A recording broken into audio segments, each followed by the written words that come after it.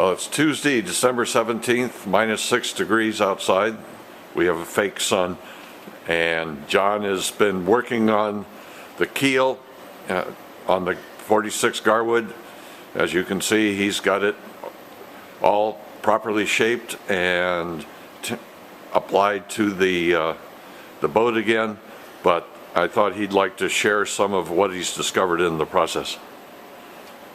Okay, when we were making the keel, we had discovered that there was a break in the old keel, and in boring the new keel and fitting all the parts for the new keel, I realized that when they originally fitted the shaft lock into the boat, they have a dropped shaft lock which is recessed into the keel, and they recessed it in. They had to cut out the keel to recess in the shaft lock. Now when they cut into the keel, they cut in so deep that they pretty much cut the keel in half. You know, they left a little on this edge and a little on the bottom here holding, and a little on this side which broke loose, which in time just created a break. It created a break in the beginning when they notched it, but in time it broke loose, and which as a result we have replaced the keel. And I'm skeptical about doing any hogging on the keel for the shaft log.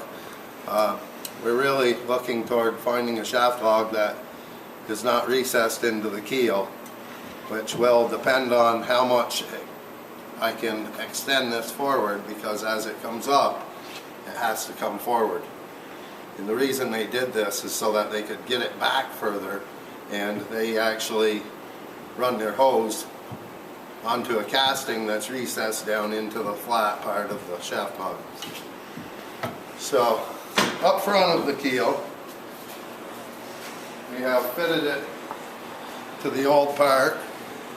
We have a few modifications on the front of the keel because over time it dried out and split, and it's almost impossible to pull back together. So we have on the very front, we have put some epoxy into the splits and clamped it all together.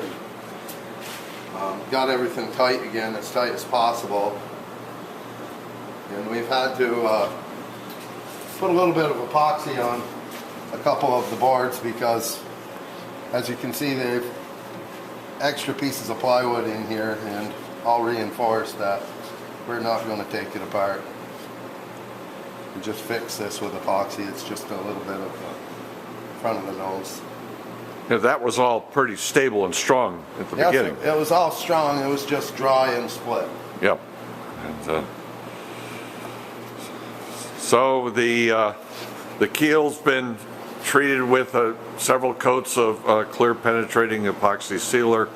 The inboard side, the bilge side, has been painted with a couple coats of bilge paint. John will be putting the fasteners in now, and the next step will be laying on the interior layer of Okume plywood. So we'll be back to you when we've got some skin on her.